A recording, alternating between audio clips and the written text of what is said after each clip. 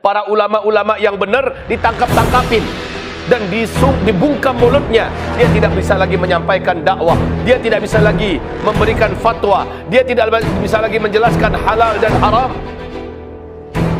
Bila dirayu tidak mempan, bila diiming-imingi jabatan tidak tembus, bila diiming-imingi dengan dunia tidak berhasil, bila dirayu dengan wanita tidak kena, maka kemudian diberikan intimidasi, ditekan, dibenci, difitnah, dimusuhi. Kalau bisa terusir, nggak bisa juga diusir, dibunuh.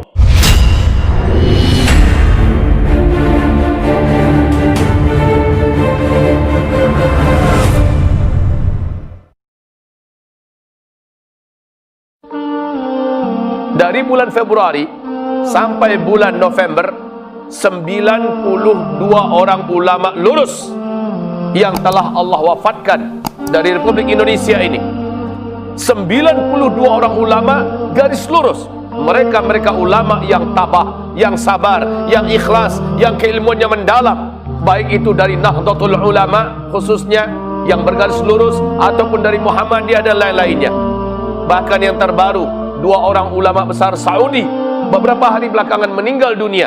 Saudara-saudaraku, susul menyusul, sekarang ini ada beberapa kiai kita, ada beberapa ulama kita yang sedang dalam kondisi berat, bahkan ada yang kritis.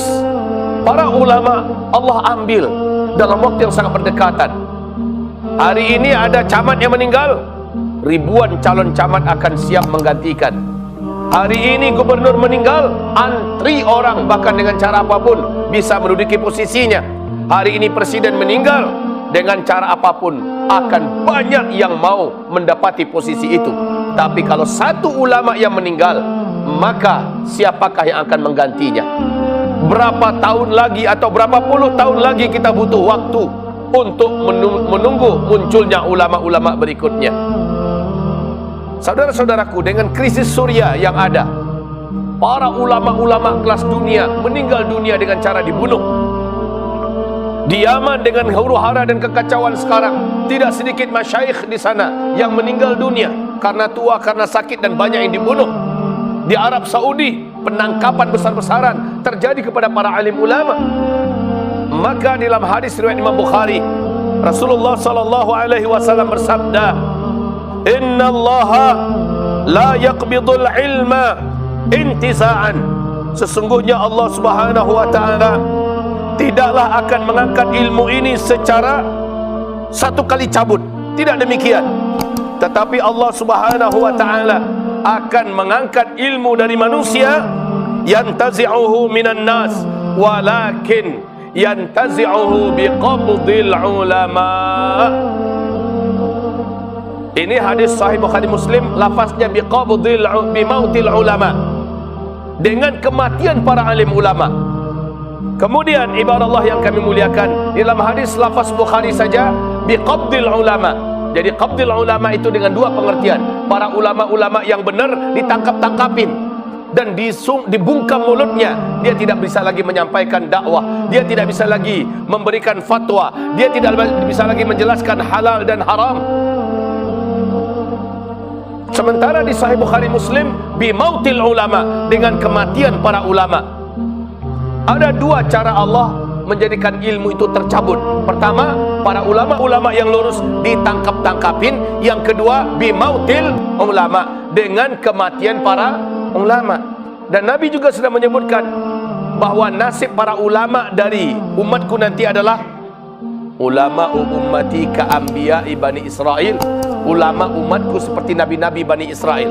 Kita tahu sejarah nabi-nabi Bani Israel, ditangkap, disiksa, dibunuh, diusir. Ini nasib para nabi-nabi Bani Israel. Fariqan minhum, sebahagian dari mereka kamu dustakan, dan sebagian yang lain kamu bunuh mereka. Ini yang dilakukan oleh Bani Israel kepada para nabi-nabi yang Allah utus di tengah-tengah mereka. Dan nasib ulama-ulama dari umatku, kata Rasulullah, akan senasib seperti para nabi-nabi daripada Bani Israel. Bila dirayu tidak mempan, bila diiming-imingi jabatan tidak tembus, bila diiming-imingi dengan dunia tidak berhasil, bila dirayu dengan wanita tidak kena, maka kemudian diberikan intimidasi, ditekan, dibenci, difitnah, dimusuhi. Kalau bisa terusir, nggak bisa juga diusir, dibunuh. Ini adalah langkah-langkah mereka yang Allah sebutkan dalam surah Al-Anfal, bahwa orang-orang kafir itu sangat ingin menangkap kamu, mengeluarkan kamu, membunuh kamu. Ini adalah suatu sunnatullah. Tapi di akhir zaman istimewanya, Allah istimewakan lagi dengan cepatnya para ulama-ulama ini meninggal dunia. Ibarat Allah, hamba-hamba Allah yang kami muliakan, ma'adhanallah, ketika kita melihat kondisi yang semakin genting ini, maka apa yang harus menjadi buah renungan fikiran kita? Apa yang mesti tersemat dalam hati kita?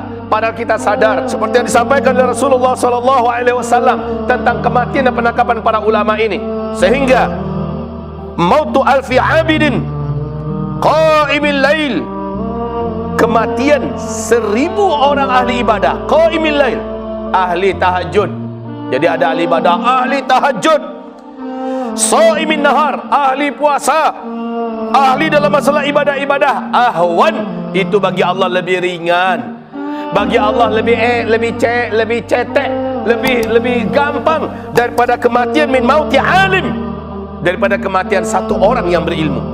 Mati satu orang berilmu nggak ada apa-apanya dengan 1000 orang alim yang mati, 1000 orang abid yang mati ahli ibadah. Ibadah Allah yang kami muliakan, ahli ibadah itu hanya kebaikan untuk dirinya, tapi orang yang berilmu, jutaan manusia akan mendapatkan kebaikan darinya. Ahli ibadah tidak akan mampu memadamkan api fitnah, tidak akan mampu menahan kemungkaran, tidak akan mampu menghentikan dosa dan maksiat. Sementara ahli ilmu, merekalah yang mampu memberikan penerangan dalam kegelapan. Ibarat Allah yang kami muliakan, apa dampak berikutnya yang terjadi ketika para alim ulama sudah tidak ada? Yang lurus-lurus loh ya.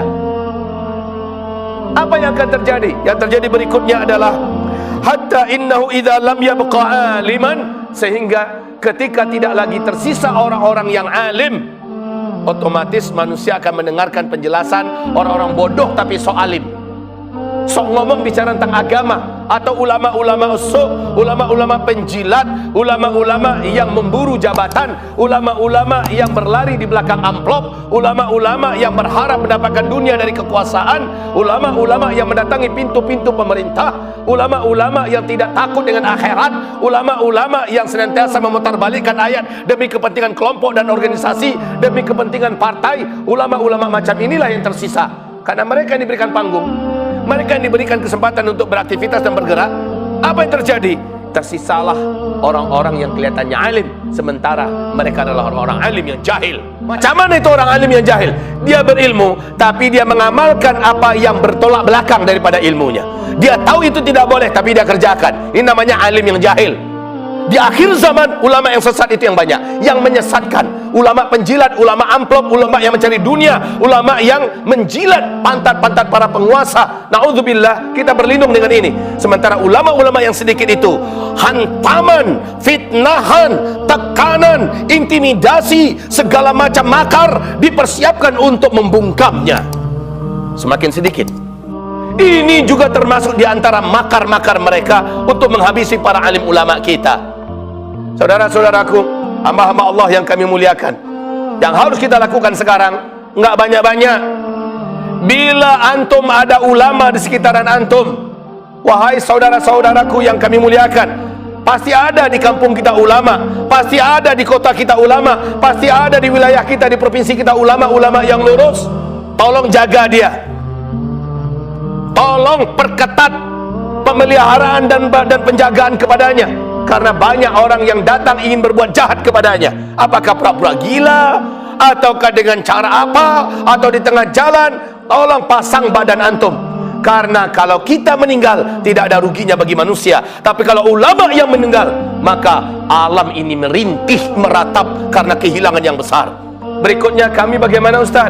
Kami maksudnya Anda semua, maka tugas kita adalah doakan. Bila kita secara fisik tidak mampu, secara finansial juga tidak mampu, ya, secara keahlian kita tidak punya apa-apa, maka kita punya senjata terkuat, yaitu doa. Kalau sebanyak ini berdoa, bagaimana dengan sekian masjid berdoa? Bagaimana kalau seluruh masjid se-Indonesia di hari Jumat ini mengajak berdoa, ya Allah, sembuhkanlah siapapun kiai-kiai kami, ulama-ulama kami, habib-habib kami, ustaz-ustaz kami, dai-dai kami, tokoh-tokoh masyarakat kami yang sedang sakit, baik itu sakit medis atau penyakit yang tidak jelas. Ya Allah, sembuhkan beliau.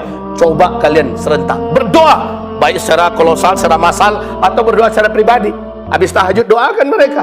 Sebelum kita doakan orang tua kita, sebelum kita doakan diri kita, doakan dulu itu. Doakan dulu mereka-mereka, ulama-ulama kita ini.